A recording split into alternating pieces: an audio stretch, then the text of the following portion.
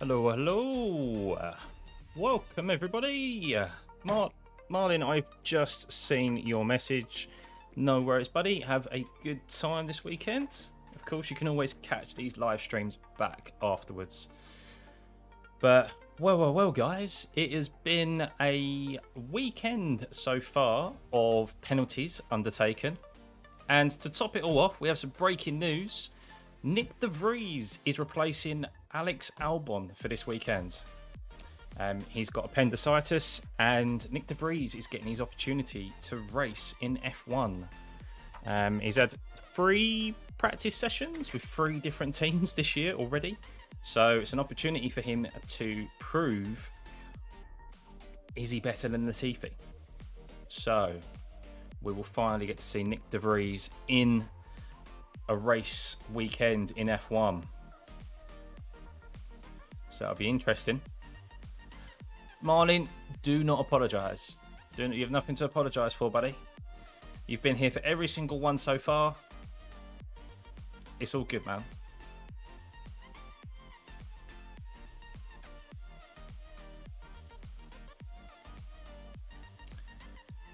But yeah, I've got a free weekend, so I thought I'd bring you practice 3. It was definitely going to bring you qualifying, but I thought let's jump on, have a look at practice 3 and just have a little catch up about the F1 news as well. So yeah, obviously big one breaking in the last 15 minutes is Alex Albon is not racing this weekend. He's got appendicitis, and Nick de Vries will be replacing him in the Williams. So very interesting. His tweet is brilliant though. Alex Albon's tweet is pretty good, guys. Qualifying is at 3 o'clock GMT. But look, if we bring you guys this tweet from Alex Albon. So Alex Albon's tweet here. No racing isn't what I expected this weekend. Negatives, missing out on what looks like a strong weekend for us. Indeed, because the Williams is very good in the low downforce tracks, as we saw at Spa. And then positives, weight reduction for Singapore.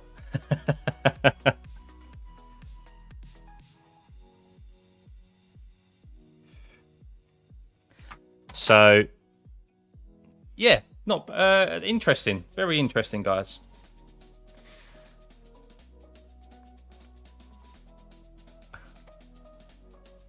So here we are. Might as well bring it to this screen already. Oh, for God's sake.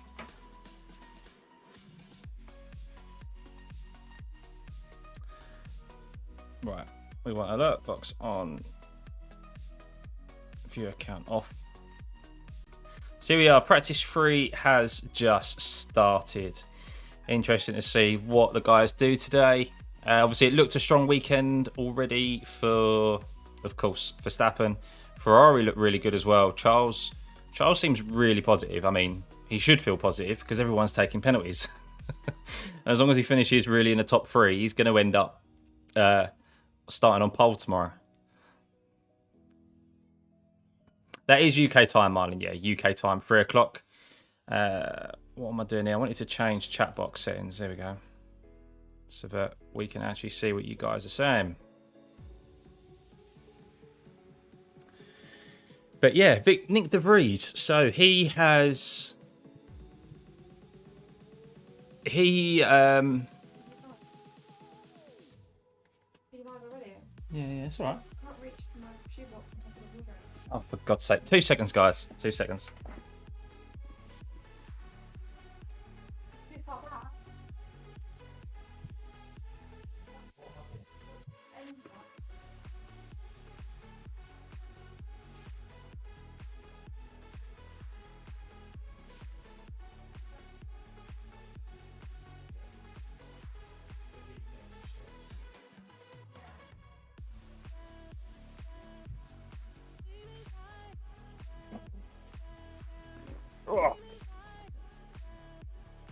Had to go reach something for the missus.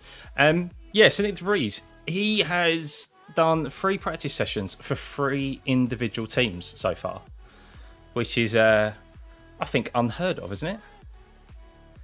It is unheard of in F1. So Indeed, true. Indeed. Welcome back. Yeah, it's it feels like it's Spa 2.0 with all the penalties. I'm awaiting. Now the cat wants to get over. What the hell? Stop it. No. Oh my god. I'm getting interrupted. Yes, it looks like there's going to be more engine penalties taken as well, or battery penalties and stuff. So that is going to be confirmed during P3 apparently. So we'll keep an eye out on Twitter, see what happens in regards to those engine penalties. But yeah, big news is Nyck de Vries is finally getting a race. Pretty much, Jeremy. I don't know what the maths are in regards to Max winning the championship, but I think he can like go on another 5-week holiday or something if he wants, like for the next 5 races. Hasn't he got like over 125-point lead, something like that?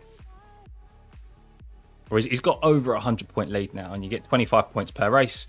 So 4 races is 100 points. So you can at least take the next 4 races off. And Charles would have to win every single race. And I still don't think he'd be in the lead. Something like that. Like he's got a ridiculous lead. But fair play to him. So. Lap time by Bottas was 1:39. Yeah, I don't know what he'd done. He might have been on a slow out lap or something. Slow couple of laps. I mean, it's only Perez and Bottas out at the moment. Nyck de Vries, yes, so it's confirmed true. The breaking news in the last 15-20 minutes is that Alex Albon has got appendicitis, so he has to have his appendix removed. So he's definitely not going to be fit for this race because he's getting cut into. And then that means Nyck de Vries is the Williams reserve driver and is qualifying. He's in practice for today. He is going to be qualifying and he is going to be in the race on Sunday. So yes, an opportunity for Nick to prove himself that he deserves that Williams seat, but we think is going to become available at the end of the year with Nicholas Latifi. I just don't see how Nicholas Latifi can stay at that team regardless of the amount of money he brings. If Williams want to take themselves seriously as an F1 team and move further up the grid, they need a strong driver partnership now. They've got Alex Albon, who's proven he's the real deal in regards to getting points out of a not so good car or making the most out of the car at the tracks they're strongest at. And Nicholas Latifi is at the bottom of every timing sheet, apart from practice 3, wasn't it, for Hungaroring, where he was P1. But he's pretty much at the bottom of the timing sheets and the results every single time, every single weekend. So over 100-point lead. So yeah, there we go. Then he's that's what I mean. He could take the next 4 races off if he wanted to. Sip a nice beer on the sidelines and just watch it. I think he can wrap it up by Singapore, which is Singapore's the next race, isn't it? So yeah, I think he could. If Charles Leclerc didn't finish his outside the points or something, the next 2 races, something like that, he could wrap it up by Singapore. Probably Japan, which is in 2 races time. So true. The thing is about Latifi, it doesn't matter about him being aggressive or not. He's just not fast enough. Simple as. He's just not a quick enough driver in this car. Alex Albon at least gets as much as he can out of that car, and I think he's out-qualified in pretty much every time. I mean, he's definitely above him, that's for sure. Norris found some pace. Well, yeah, the McLarens were good here last year, weren't they? So Monza seems to throw up a couple of shocks for some teams. I fully expect this weekend the Alpines to be strong. I said it last time around. They've got good top-end speed. If the Alpines don't finish both in the points, they're going to be disappointed. But I think, especially with this qualifying, I think the Alpines will fancy themselves against the Mercedes, and Alonso will be looking for like a top 3. He'll be looking to take it to go for it this weekend, so it'll be interesting to see. Albon drives balls to the wall. Well, he does and he doesn't, because he's very good on the tyres. And if he wasn't good on the tyres, then he wouldn't... Like, you can't drive aggressive all the time and still maintain your tyres. I mean, look at what we did in Australia.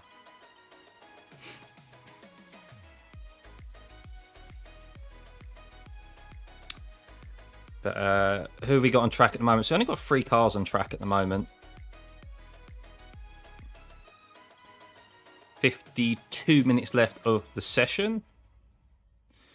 Some hards, some softs, some mediums. So Monza is generally not too hard on the tyres, because there's only a couple of corners around here. So you'll still see a few of the guys use up their hards in the first early sessions just to get some long runs in, set up the car, and then we'll start seeing some softs and mediums. But really, the guys want to save their soft tyres and their medium tyres for the for qualifying, and mainly for the race as well. They definitely want some fresh, soft rubber for the race. So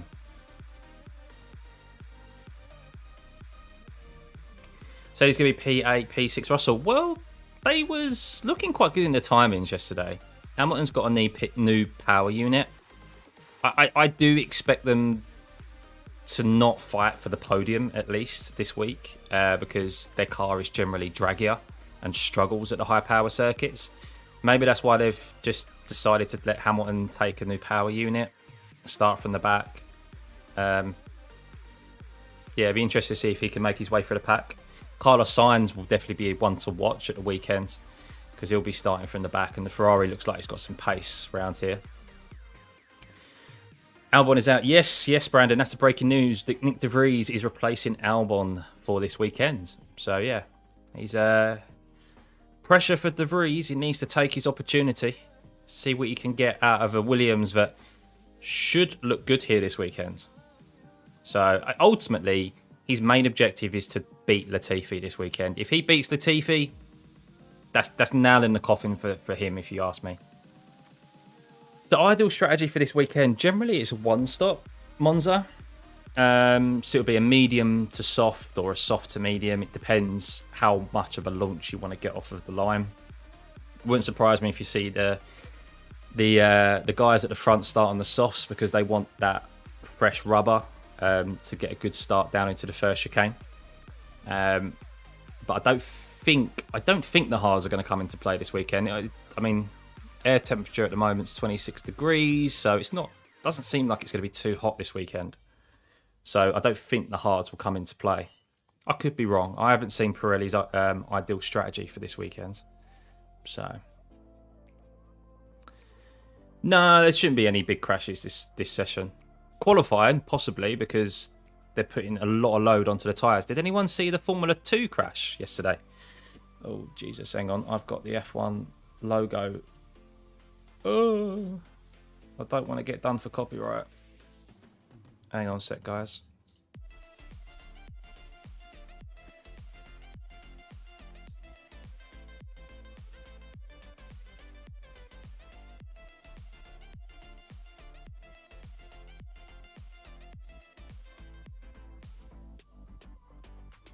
We don't want to get done for copyright, having that F1 logo on show.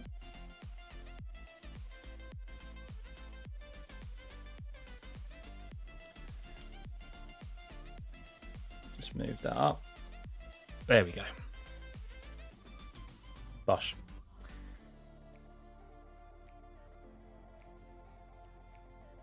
The Iwasa crash. Yeah, it really looked dangerous at first, didn't it? Because there was a big spit of flame, and I was like, oh, I was watching it live. But that's what you can see around here. So when they put a lot of load into that last corner, there's so much load on the left-hand side that the tyres can just overheat and just just give way, and that's what you saw with him. And he was on a mega lap as well. He was going to get P1, I think. So, Hamilton, the Mercedes are out on track now. What are they on? They're on the medium tyres.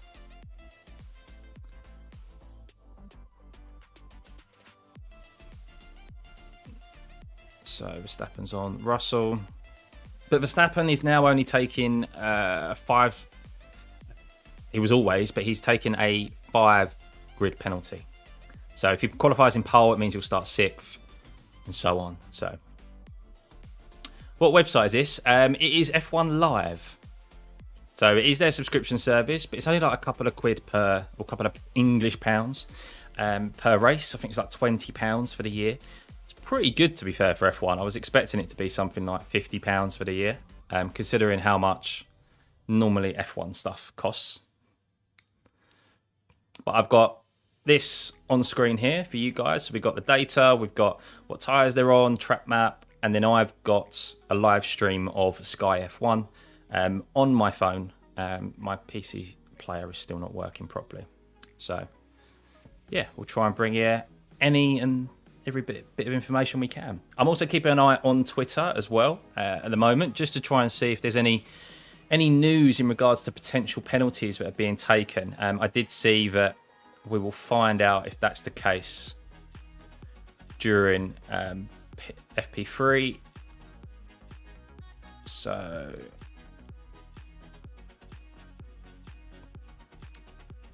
a clutch issue might rule Mick Schumacher out of FP3, while the Alpine, here we go. So the Alpine have confirmed Ocon's taking a 5-place grid penalty for a new ICE units. So look, more penalties coming in, guys.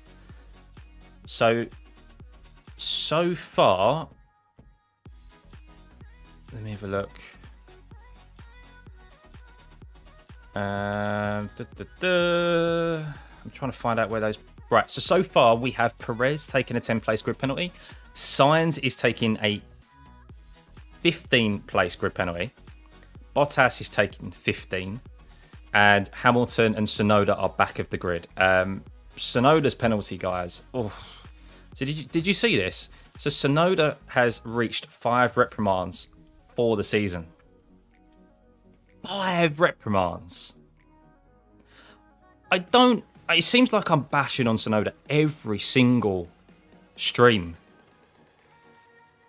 But someone tell me how this kid's improved. So someone point out to me how this guy's improved. And how he's still got an F1 seat for next year. Well, I think we all know how he's got an F1 seat for next year. But to me, I don't see the hype. I'm just saying.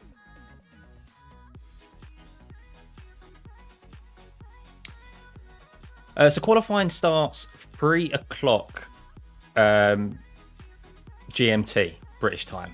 So depending on where you are in the US, normally if you're on the East Coast, I think it's 5 hours behind. So that will be 10 a.m.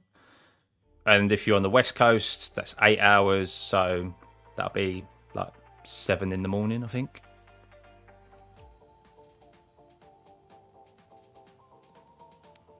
Money, yes, money. Tsunoda's got that seat because of Honda's affiliation to Red Bull still. So, do you think the penalty system wants overhauling and sorting out?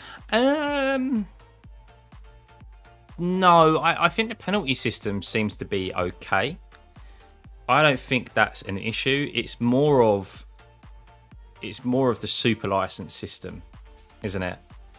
Like with the Colton Herta situation recently, him in IndyCar not being really affiliated too much with the super license, so he hasn't gained enough. Because it looks like now, guys, that Gasly is going to be remaining at AlphaTauri. Alpine are without a driver for next year at the moment. So there's strong rumours that Jack Doohan could be stepping up into that role. He's already their reserve driver. He's doing good in F2. He's showing the pace. So yeah, it looks like Gasly might be stuck at AlphaTauri for another year, which is a real shame because I think he deserves that. He deserves to get out of the Red Bull system. Said it before, but yeah, they've blocked Colton Herta's move apparently due to him not having enough super license points.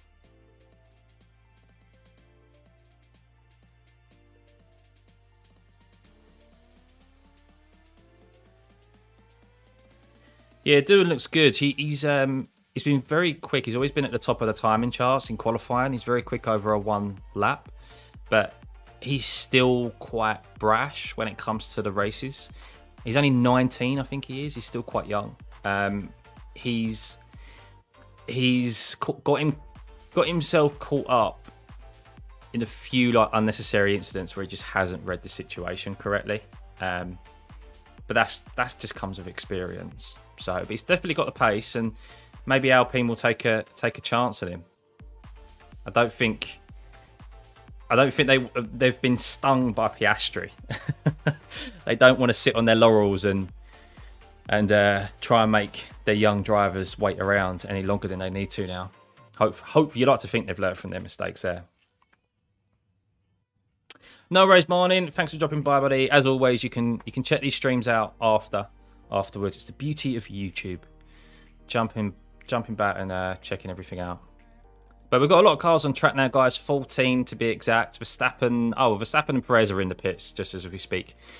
So it's just done a 21.8 on his mediums. Norris is out. Be interesting to see. So he's just done a 23.7 on his first lap. We've got the Ferrari of Leclerc out. So a real mixture of tyres on at the moment. Tsunoda just did 7 laps on his hards. So just trying to listen on Sky, see if there's anything of note being made. What's your guys' thoughts on the livery? What's your thought on the Ferrari livery? See you, True. Good to see you, mate. I thought we was going to get more, to be honest. I would have liked to have seen an all-yellow livery. That would have been cool. That would have been really cool. Because I like the yellow helmets and I like the yellow race suits. I feel like they've bottled it a bit, haven't they? They've bottled it with just the shark fin being in yellow and like the writing.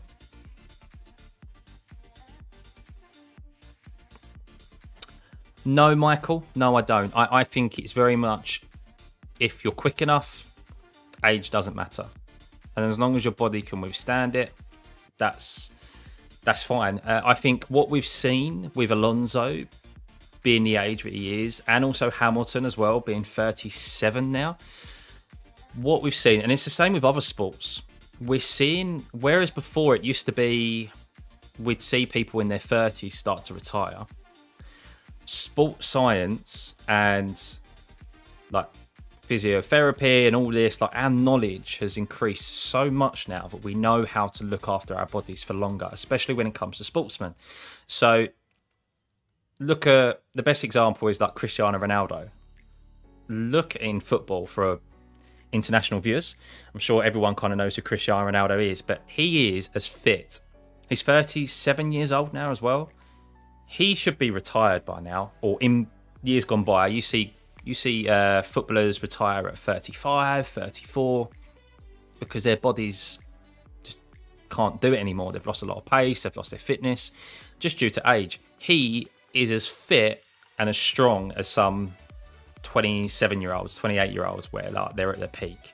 And it's the same with F1 as well. As long as your mind's still there, you've still got the reactions, you're still fit enough, then doesn't matter what age you are. And I think we're going to see drivers go on for a lot longer now if they're still quick enough. So we've seen Vettel's similar-ish age to Hamilton. I think he's maybe a couple of years younger. But Vettel's a bit different. His mind isn't quite with the sport anymore. He's got priorities off the track, which is why he's taken a step away.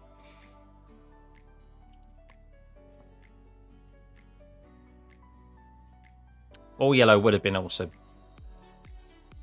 Yeah, 2.5 seconds for Hamilton. You don't know what they're doing, to be fair. You don't know if they're going on long runs, if they're going out there just to test some parts.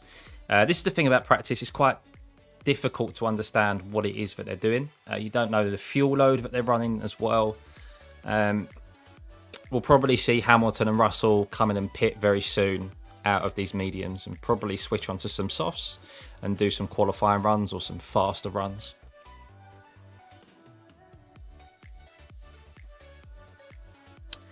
What about bringing non-championship races back? Then you could try young drivers. What do you mean by that, Michael? Non-championship races?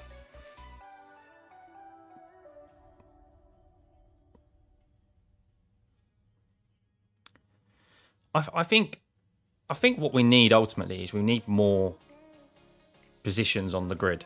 That's what we need. We need more race teams. I personally think there's room on the grid for at least 3 more teams. So 26 cars in total. That brings 6 more cars to the grid. I think we've got I think there's more than enough room for that, to be honest. And then at least that would free up 6 more seats that are available on the grid. 20 feels like not enough, and we've had 20 for so long. But the other teams are not too keen, obviously, on having more cars on the grid because of money. That's one of the big things about Andretti, is that they don't want Andretti to come in, even though Andretti have said, yeah, we'll pay up the 250 million that we need to join, the joining on fee. But they're still pushing back. That's why I'd really like to see Porsche bring their own team. Audi bring their own team. Don't come in as I feel like it's a bit of a cop-out having an engine manufacturer. Although there is rumours Audi are going to take over Alfa Romeo. Or technically the Sauber team, but they used to be. So,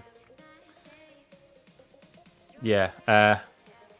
I'd like to see Porsche have their own motorsports teams in the World Endurance Championship and other series. So why can't they do it in F1? Seems a bit strange.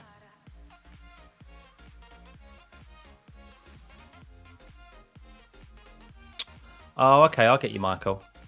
I don't know. It comes down to money again, doesn't it? Cars were probably a lot easier to build the cars back then, and probably a lot cheaper. Sorry, these cars cost so much money now. Even F2 cars.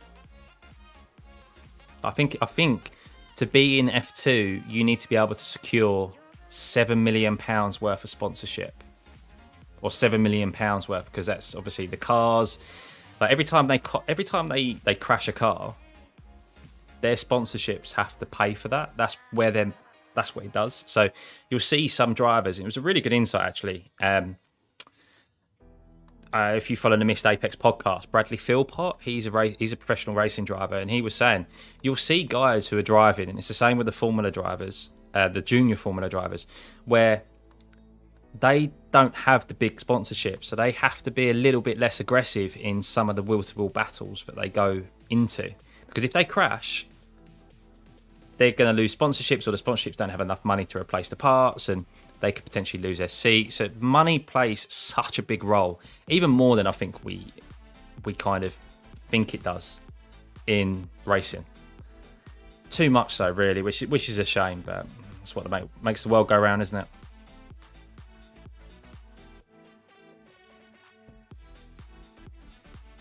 Hamilton look wicked, unstable in final. Yeah, well, they've struggled, haven't they? They've really struggled on the low downforce tracks. They get the porpoising as well.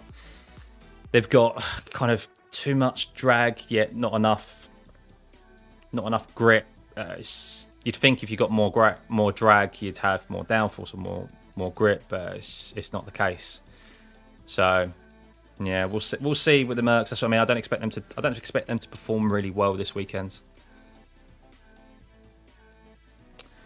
Their calendar is full. Yeah, I think we're at the maximum of races that we can do. Like, I think we forget about the logistics of F1 and the pressures that puts on everyone. I mean, Sky F1 did a real good piece the other day on.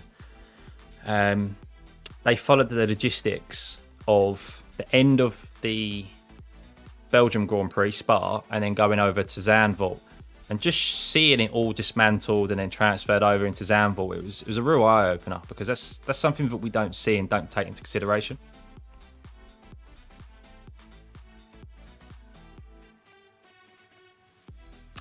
Definitely, Jeremy. Definitely. I'll just give my mate Elon Musk a call. Get him to front up some money, eh? He's not buying Twitter anymore, so he can put that towards an F1 team. Mick, we can go after Mick. I'm not so sure. I'm still not taken on Mick. Still not taken. If I had to set up my own team, I think I'd give Charles Leclerc the money that he wants. Come on, Charles. Come and join us. Get out of that Ferrari team. I've got a great strategy team. Like, they won't fuck up. I promise. I promise. I'll give you an engineer who actually oozes confidence over the radio. And I feel like, and I'd go Lando Norris. pairing of Lando Norris and Charles Leclerc. Ooh. Ooh, that's a... And if I couldn't get Norris, I'd probably go for Alex Albon. Because I feel like Albon, he's done well in the Williams this year. He's a lot more confident in himself.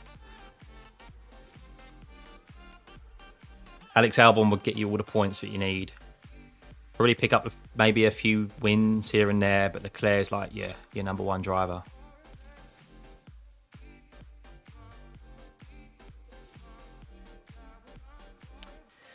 Yeah, it's a good idea, Michael. It is a good idea. I mean, that's what they should do. Well, really, that's what Formula 2 should be, really, isn't it? I'm surprised the Formula 2 season is as short as it is, but then again, once again, it comes down to money. So,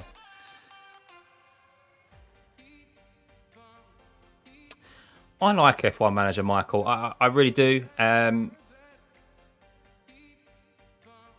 haven't put actually too many hours into it recently because I haven't really had a lot of time. But I really enjoyed it. I know it's a manager game, but I'd like it to be a little bit more. The AI when watching it back, I'd like it to be a little bit more fluid. It's a bit jarring sometimes. The tyres need a little bit more improvement. They're all quite similar performing.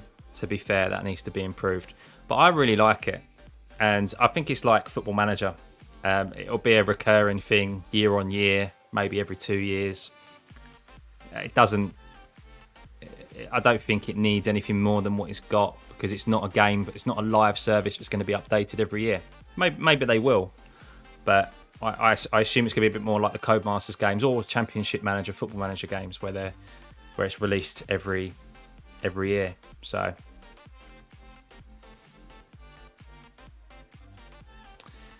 Right, so let's look at some times, guys. Let's actually pay attention to the times. I haven't really been doing that too much. So Verstappen's done fastest, 21.8. Charles Leclerc is only 0.07 behind him. Then Perez in a 22.1. Carlos Sainz, 22.6. Alonso, there we go. Look, Alonso, P5.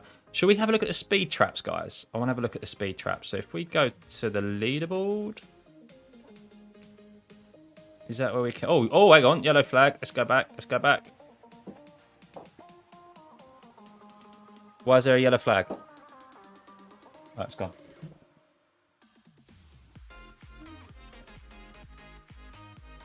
Yeah. They're not his shirts. Are they his shirts? No, shirts can't wear too high. Oh, yeah. Fair enough.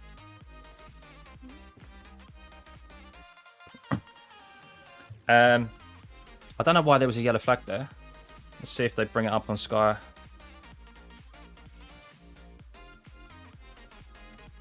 Nothing of note. The qualifying is going to be really interesting because you know what they like to do here, guys. They like to play the games. They like to play the towing games. Especially with Carlos Sainz starting at the back, very back of the grid. He'll be towing Leclerc the whole way. Verstappen's only got a 5-place grid penalty, so Perez will probably give him a tow. Hamilton will probably give Russell a tow because he's definitely starting from the back of the grid no matter where he qualifies. So yeah, there'll be some games played here this afternoon. But sorry, I wanted to have a look at...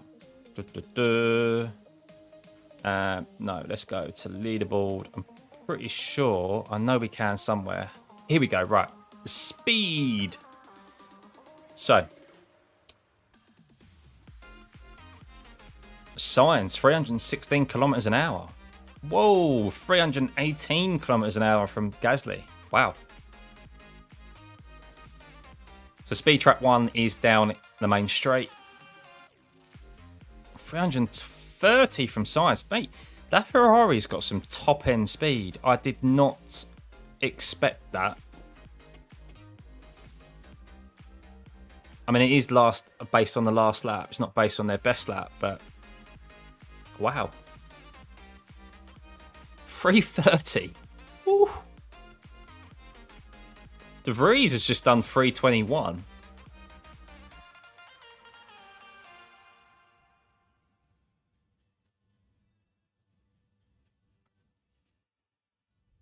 That is some fast times there.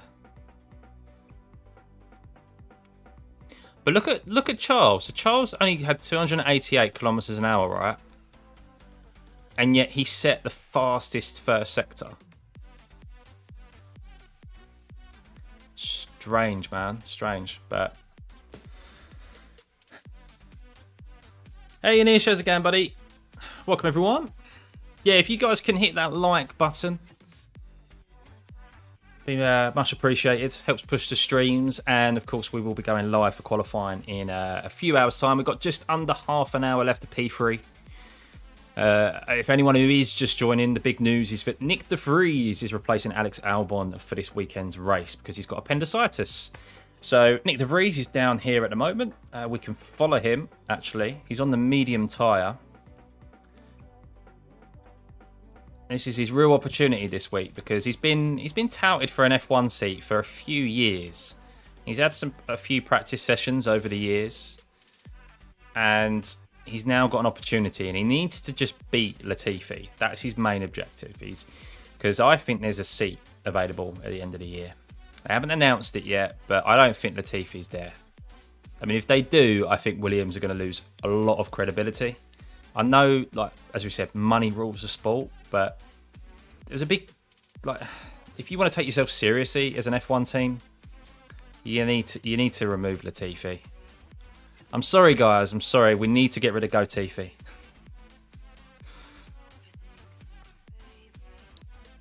But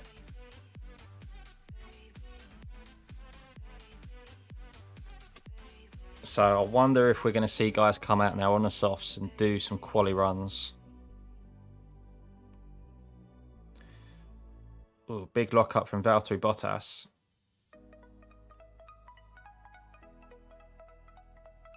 Have you seen that they've removed the sausage curbs as well here, guys? But they haven't removed the sausage curbs at the first chicane. They removed them at Ascari.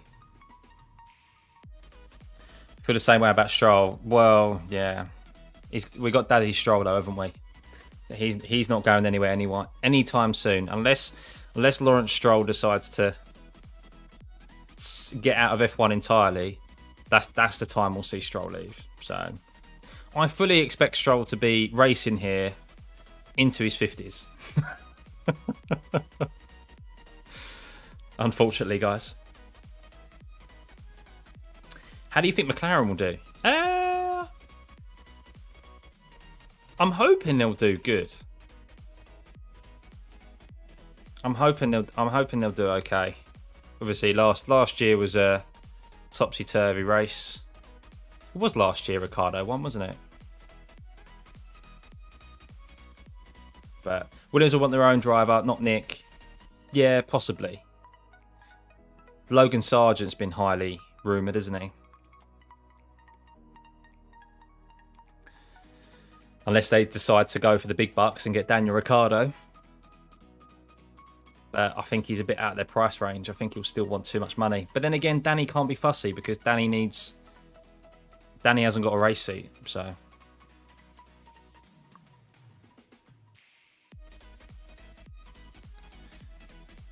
but he's on the Nick Latifi's doing some soft tyre runs. I wonder if they're putting Latifi out on the soft tyre because they're like, we don't want you to look bad compared to Nick.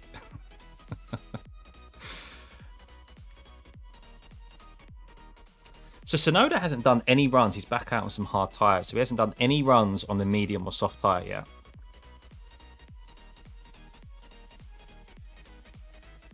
They're just setting up for the race, clearly. They're doing some long runs to try and set him up for the race because he's starting from the back of the grid.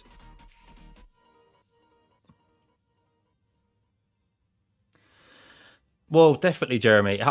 He made the wrong decision to leave Renault. So Danny hasn't made some good career choices. People will argue that he shouldn't have left Red Bull, but I think that, in my opinion, was a good career choice. Thank you for the sub for Paul. Because it was quite clear to see that Verstappen was being their main driver, and he saw it from the inside that things were being tailored towards that side of the garage. So he got out when he did. But he left Renault at the wrong time. I think. He left at the wrong time. He should have stayed there. He just scored a couple of podiums with them as well. They're a works manufacturer. The car has been overall much better shape than the McLaren this year. For him anyway. So he should have stayed at Alpine/Renault.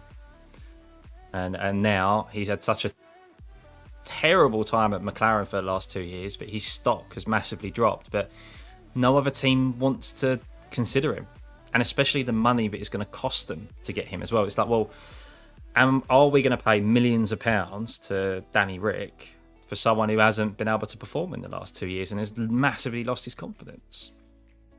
They'd much rather look at a cheaper option on a youngster, because I think the Haas team are strongly looking at Giovinazzi, who I think was unlucky not to maintain his Alfa Romeo seat this year. I thought he did well considering. He had some good performances, he was quite solid, done what was needed of him really, and I think it was quite harsh that he was taken out of that seat. So it'd be good to see Giovinazzi back in.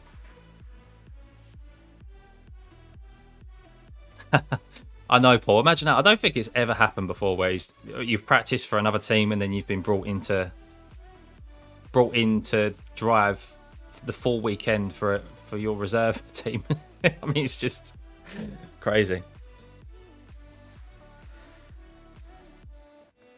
And Ish hopefully gets a seat that matches him. Yeah, I think he's out of F1 for a year. Personally, I think he'll end up a reserve driver. He'll either end up as a reserve driver or he'll end up out of F1 entirely, and then look to get in back in 2024.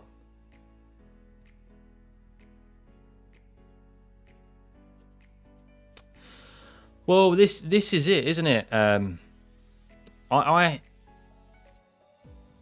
What do these teams do, Paul? What do they do? Like, because they kind of want a Bottas, they want like an experienced driver, and then they want that youngster alongside them. That taking two youngsters on is a risk, but that's what I mean. I think, contrary to what people believe, I think there is some good talent in F2, and it's kind of now or never for him. Like Callum Ilott was another one. Callum Ilott was very good in F2, and then just there wasn't a space available for him on the grids.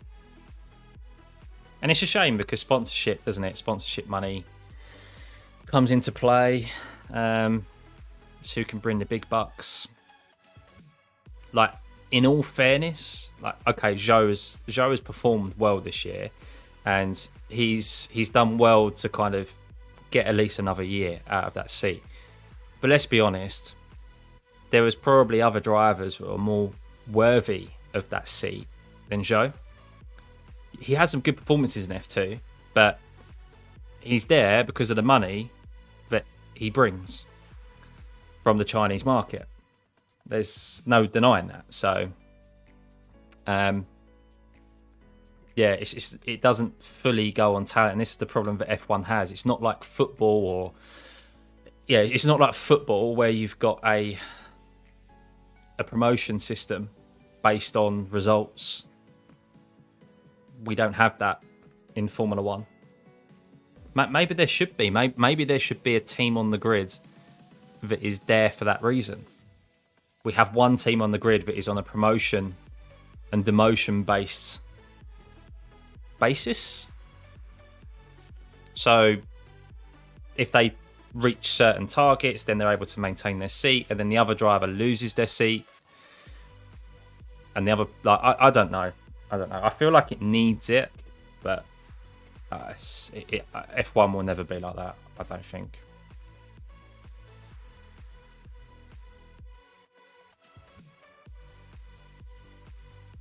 Yeah, well, this is the problem. This is the problem, as we discussed earlier, with the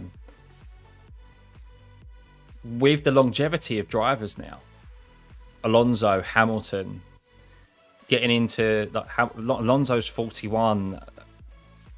He's going to be there. He's signed a 2-year deal with Aston Martin, so he's going to be there till he's 43. you would have think that he'd been long retired by then. Hamilton is probably going to go on until he's 40, 41 as well, because he seems to be as fit as ever. And as quick as ever as well. Okay, he hasn't had the car this year, but there's no arguing that these guys haven't lost their pace, because they're still doing it at the highest level. So where normally these younger drivers would be coming through and expecting there to be seats to fight for, they're not there because of the longevity of these drivers now, because of the advancements of sports science and that. So it's which is why I think it's more important now than ever to have more cars on the grids, to have more teams. I think F1 need to be promoting it regardless of what the other teams, for the betterment of the sport. I think they need to just get more cars on the grid, invite more cars.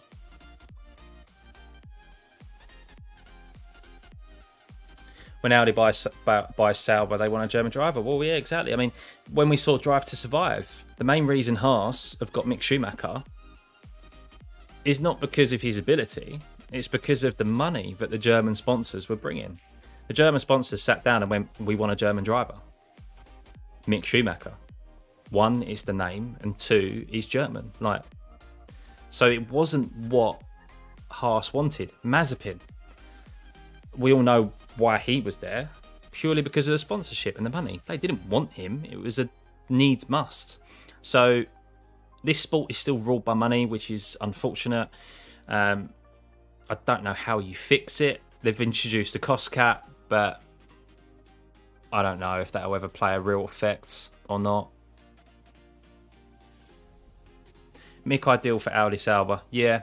Mick hasn't signed a new contract with Haas yet. That's still up in the air, isn't it? There's rumours that, I think we said earlier, Giovinazzi is possibly going to move to Haas. But I think Mick Schumacher will be having a year out of F1, unless he moves to Alpine. But I don't think that will happen. I think Jack Doohan, if anyone, will get that seat. Carlos Sainz up to P2 on a set of soft tyres. Still slightly slower than Verstappen on mediums, though.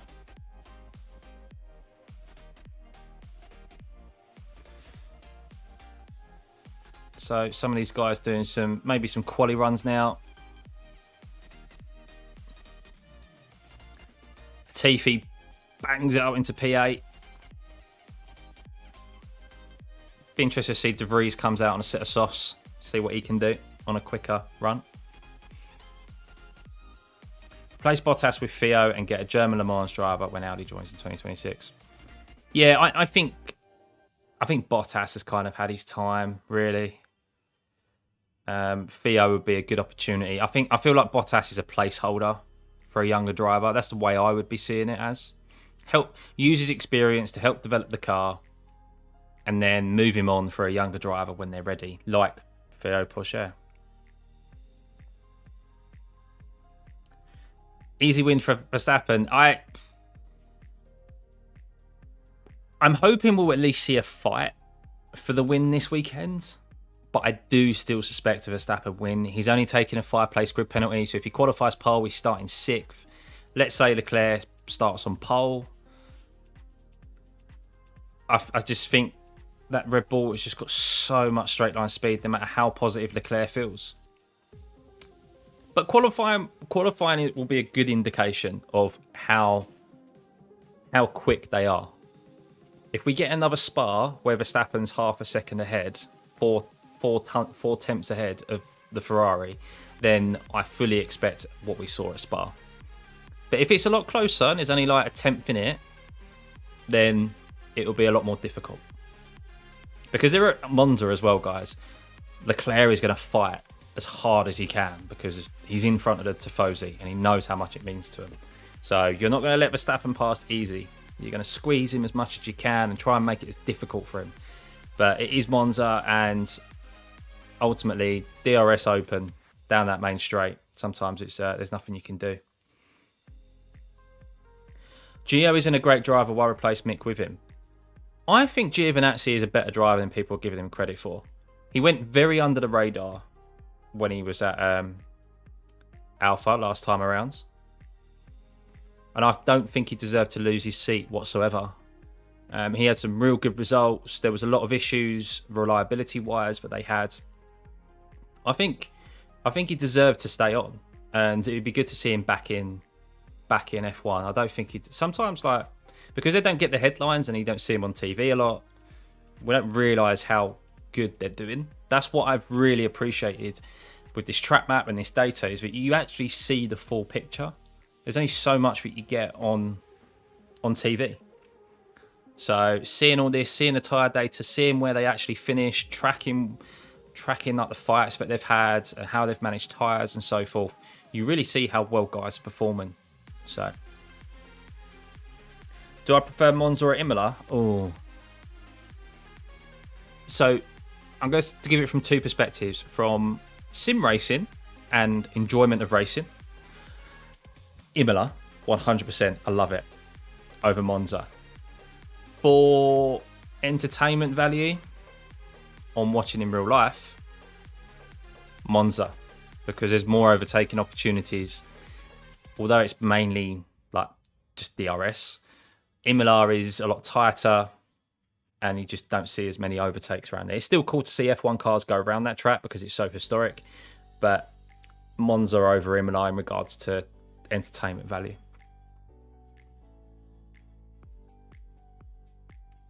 Schumacher needs to get out of Haas. Well, yeah, I think that's pretty much what's going to happen.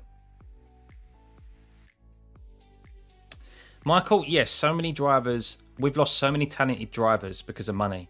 And that's even down at like grassroots level in go-karting and stuff.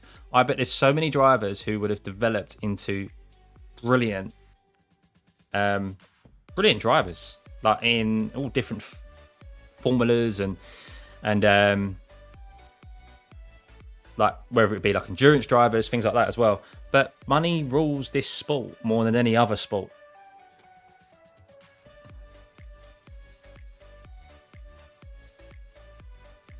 Don't really know what Kimi's level was at the end. No, Kimi was there just to enjoy driving a Formula 1 car for the last couple of years, wasn't he? What's the speed traps? Yeah, we can check the speed traps. Let's have a look. Let's go back. 335 for Max.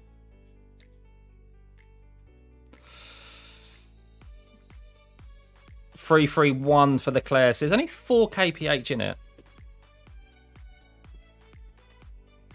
Wow.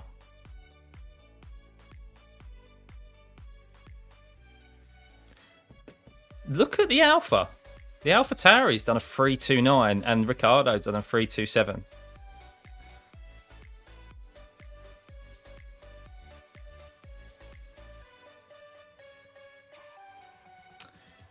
When Ham retires, yeah, there'll be a few drivers who retire and they'll start a merry-go-round, won't they, of seats.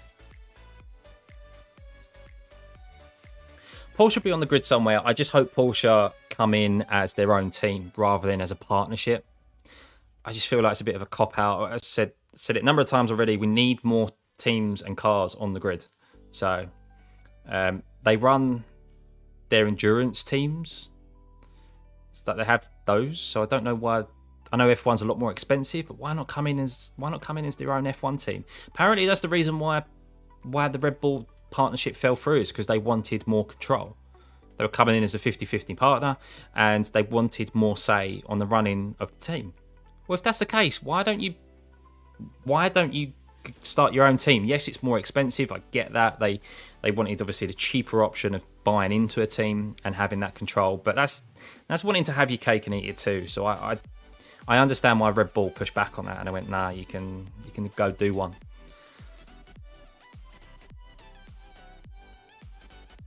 We'll see North for 350 for quali, definitely, especially with the toe coming into play.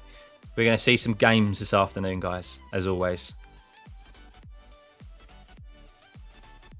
Yeah, Bottas is... How old is Bottas now as well? Is he 35? 34? He's been... I mean, in fairness to Bottas, he's been unfortunate in the last... I think he's taken another power unit penalty. That's his third power unit penalty in 6 races, guys. I mean, that's a poor reliability from Alpha, so there's nothing Bottas can do there. But keep an eye out on this speed traps, guys.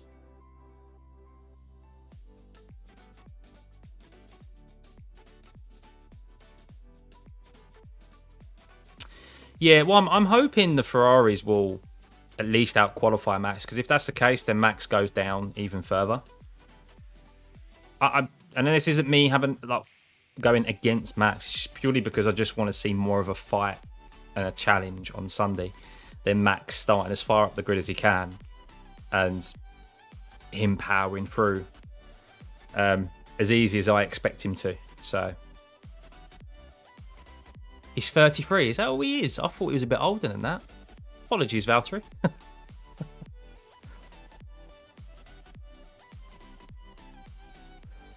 Oh, fair enough, Paul. Fair enough. They don't want to take the resources away. By the way, have you seen their new hypercar?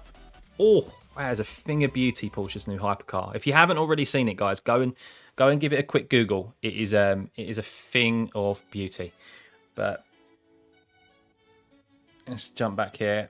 I'm going to have a quick look at Twitter, see if there's anything that's coming out.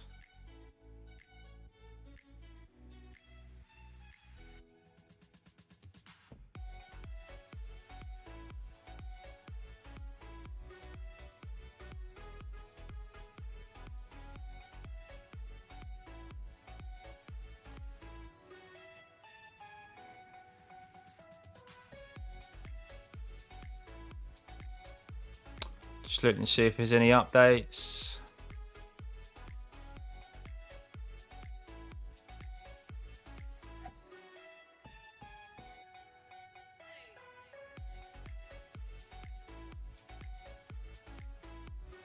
Right, so once again, guys, let's give you an update on who the actual penalties are for tomorrow. So we have Verstappen, who's got a 5-place grid penalty. Ocon has got a 5-place grid penalty. Perez has got a 10-place grid penalty. Bottas has a 15 grid place penalty. Sainz is starting from the back of the grid.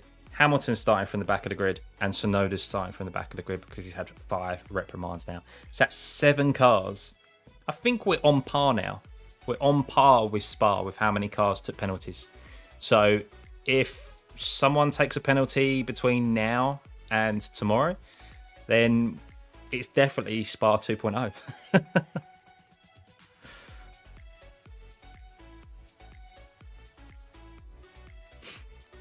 As long as Hamilton or Ocon wins, I want Max or Charles to win.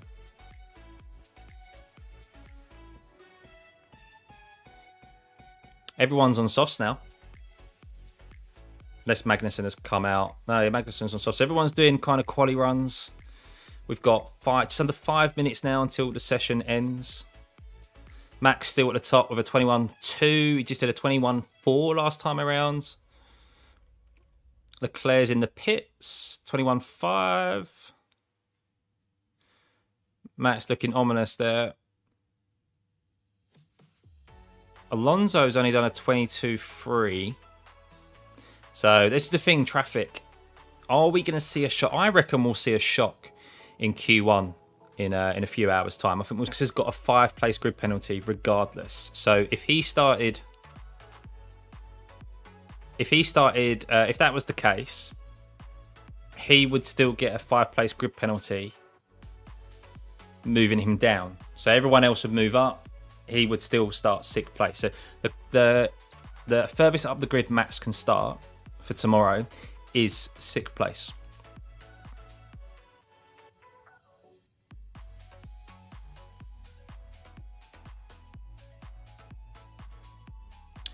Do you think Albon deserves another chance in a top car? He's got something.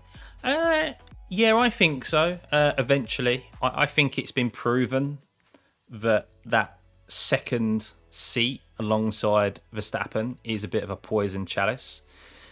It's just been confirmed that Sergio Perez has been running a different floor to Max Verstappen since France.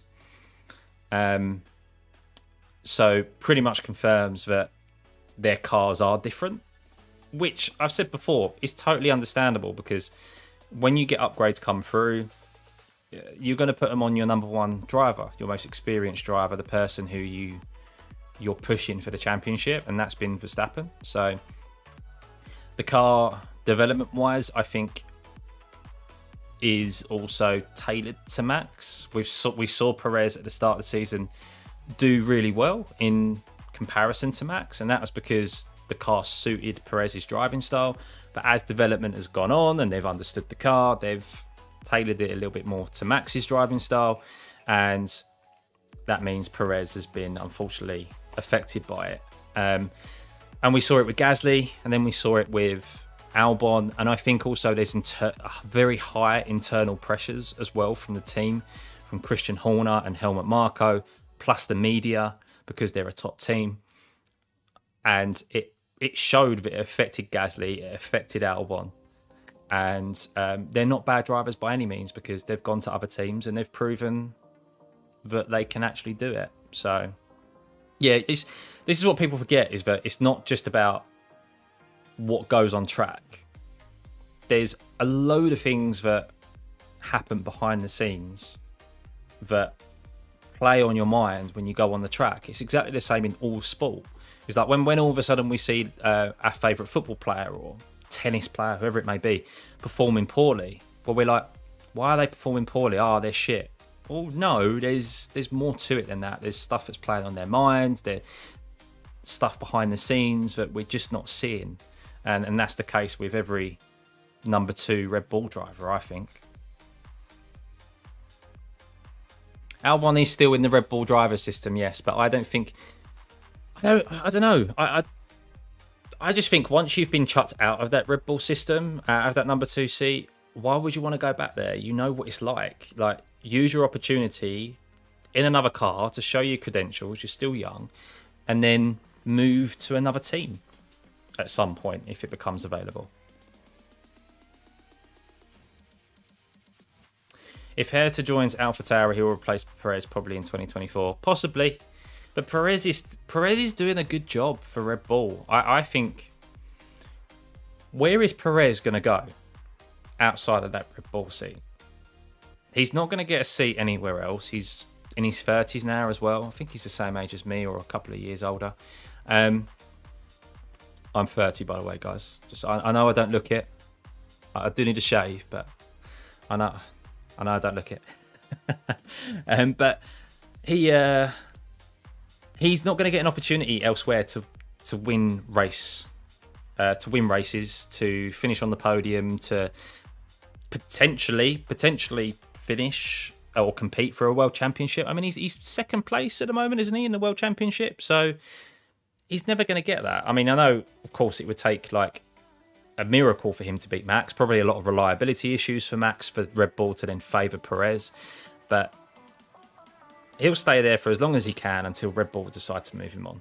Simple as. So, session finish, guys. Session finish. So, Max finished P1 with a 21.2. Leclerc with a 21.6, technically, because it was a 5.99. Perez 21.8. Sainz 21.8. Alonso 22.3. Apart from Max, quite difficult to take into account those times, really, because traffic plays a big factor. So, but then again, it's going to play a big factor in qualifying. But yeah, Max finishes P1 for the first time this weekend. And yeah, we've got a qualifying session on our hands, guys, in a couple of hours' time, actually, because it's 1 minute past 1. Max has talked about leaving F1 in a few years. Really? Where did you hear that? In a dream?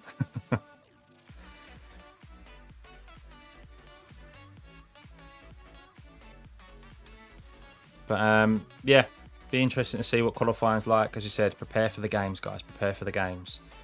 Last chance saloon for Perez now, I feel. No, it's not, because he's doing what they want. He's a perfect number 2 driver. He's picking up the points. They're leading the Constructors' Championship. He's second in the Drivers' Championship behind Verstappen. At least I think he is. Well, he was before last race. But he's doing the perfect job for them. He's picked up some race wins. He's picked up more podiums than any of the other drivers, Gasly and Albon. Happy days. And as I said, where else is he going to go? That if he moves team, he's not going to take a sideways step to Ferrari or Mercedes. They're not going to take him. It would only be a step down to him fighting in the midfield again. And that's not what he's going to want. He wants to be fighting for race wins. And he knows that car... I mean, who knows? Next year, yeah, Verstappen's car may get a real load of bad luck. Even more so than he did at the start of the season. Just, he may crash. He may have engine failures or whatever. And Perez doesn't. And Perez picks up those wins. He has he's the main guy. And I'm sure Red Bull will prioritise Perez because Verstappen's mathematically out of the championship. So that's his only opportunity. Lunch Stroll, why is he even out there? I don't know. Because Daddy forces him to. They'll have 2 years in Red Bull. They won't want an old driver. They will. They will. It's all about results. They don't care how old they are. It's all about results. And if he's happy to be there and he's not causing any issues to Max's side of the garage, then he will be there. I could be completely wrong. Of course, everyone's entitled to their own opinion. But let's start up a GoFundMe for the Strolls, yeah. I still don't think we'd raise enough money, Jeremy. Yeah, sorry, let's check the Reid, by the way, guys. I didn't even see that. 22.8. So he's only 1/10 behind Latifi. Good going, De Vries. Good going. That's what I mean. As long as he beats Latifi this weekend, be happy. That's his aim for qualifying, and that's his aim for the weekend. That's all we can do. He's jumping. He's just jumped from an Aston Martin to a Williams, from one practice session to the other. So that's good to be a 10th behind Latifi. That's very good. I know that sounds really like strange. Oh, a 10th behind Latifi, but considering Latifi's been driving that car all season, and De Vries has had one. Well, he hasn't driven that Williams since the start of the season. I think it was in a practice session. So definitely, Van. Definitely. It's his opportunity. He has to beat Latifi and show to that Williams and other teams. But you know what? Yeah, he's the real deal. And he's not too old, and he can actually get into a seat and do a job.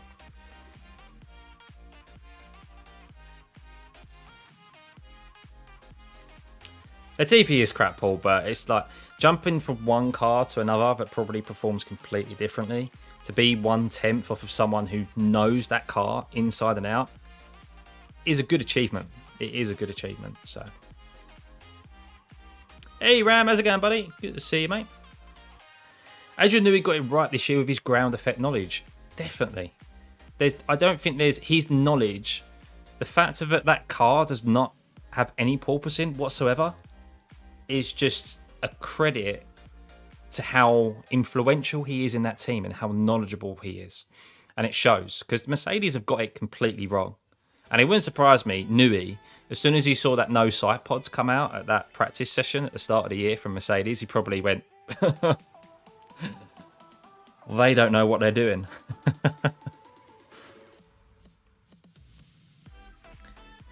Yeah. Perez is going to be a strong one. Yeah. Is he? Did I say he's taking a penalty as well? Or not? Yeah, Perez is taking a 10 grid penalty. So we could see Perez come through the field tomorrow. But look at Alonso. Best of the rest, guys. Keep an eye out for those Alpines today. Or Ocon's got another penalty, but keep an eye out on Alonso. He will be...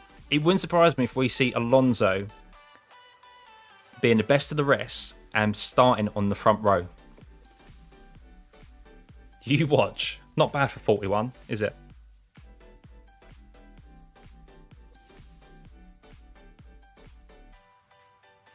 You think Hamilton will retire end of 2023 race after not winning? Nah, he'll carry on.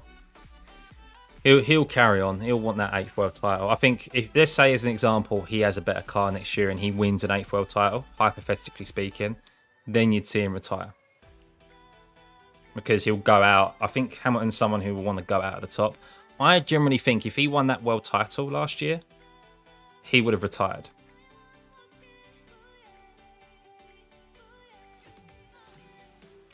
Oh, really? He'll be replaced by Ricciardo. Charles should replace Hamilton. Well, this is it. So, a bold prediction. Well, that's just a thought, really. But Leclerc, if Ferrari don't sort... Let's say Ferrari have a championship-winning car again next year, and we see the same as what we've seen this year, next year, I do think Charles would be looking elsewhere. You've got to. I mean, how How can you sit there and have 2 years of the same shit? There's no changes in personnel. This is if they don't change any personnel, and have the same, like, have your team cost you another world championship. Because I do think that when he's pushed so hard and made those errors, that's because he knows he's trying to build up a gap so that his strategy team can't make a botched pit stop or can't fuck up, or if they do, he's still got that gap from the guys behind. And that's where he's made those issues. Like, that definitely plays on your mind. Of course it would. Yeah, possibly Organ. Yeah, possibly Ricciardo's going through the Vettel phase.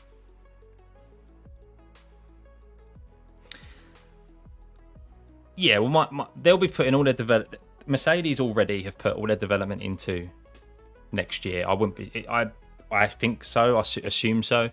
Why would you waste the rest of this year on developing this car? The best thing to do for them is to understand what is going on with the car, which apparently they do. Toto Wolff says, yeah, they understand what they did wrong this year. They can't fix it on the car they've got now because it's a whole. I assume it's probably a whole redesign of the car. Everything is interlinked, so it's probably a new floor, new side pods, new rear wing, front wing, etc., etc. So it's all in one, and they can't do that on a new car, like, because it's the cost cap now. So they probably just like, yeah, we'll implement that on the new car next year. I would go as far as that, Paul. Mattia Bonotto needs to go. The 2 engineers need to go. The head of strategy needs to go. The strategy team needs to go. Maybe a couple of people from the pit stop crew need to go. The reliability team, because there are people in charge of making sure that parts are reliable and they run the way they are. They need to go because they've been shit this year. And there's a whole restructure. But Max said he will leave F1 in roughly 5 years. Nah, I don't see that happening. Yeah, Max will want to go down as the best of all time. Of course he would. That's every driver's dream, is to win a world championship and then to win as many as they can. Break the records. But yeah, anyway guys, that is it for this session.